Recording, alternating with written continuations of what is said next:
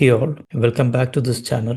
From this video, we are going to start a new series on introduction and data analytics through Python programming. So today is an introduction video where you will be able to see the links for downloading and setting up the Jupyter notebook. So we'll start the basic programming using Jupyter notebook itself. Okay, let's start on. So for selecting IDE for Python, you have different ways to get the IDEs. There are different IDEs also. There is an open source IDE called Spider, where you can download the application into your system and you can write the code for it. If you go to spider-ide.org, and there is another one called Anaconda distribution, which mostly for beginners you can use it, because if you go to the anaconda.com website, you will be asked to give your email ID, where you will be getting the downloading through the email IDs. Download it, and through that you can select the desired IDs or desired app for writing the Python code. Mainly you can select Jupyter Notebook for writing the Python code. There is PyCharm also. So there is another one called Jupyter Lab,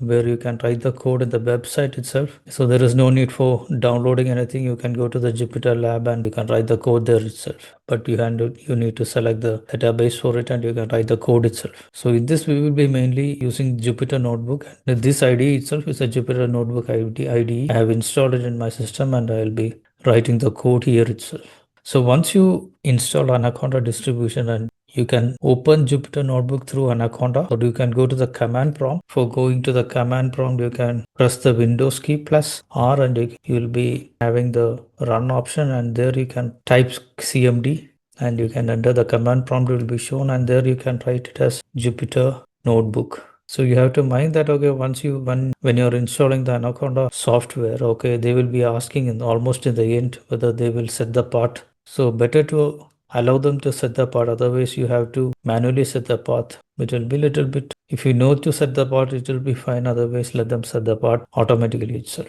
So this is the command which you can give to the command prompt to open the Jupyter Notebook. But the disadvantage of this is that you will be getting a folder, a root folder, which will be almost like in a My Documents folder, where you won't be able to shift the folder, or you won't be able to move your folder to, or move your work to any other directories. So for that you need to give another command. You can go to the command prompt and you can give it as Jupyter Notebook, and you need to give a space, and you can give 2 hyphens and notebook and another hyphen and dir directory is equal to, give the desired part which you want. If you want to do all your works inside D directory or inside any folder in D directory, you can give the folder name here. Otherwise, if you give like this, directly your ID will be shown and directed to this D directory, where you can select whichever folder you want or whichever path you want in this directory to save the project and to save your work, and you can arrange your work properly. So this is what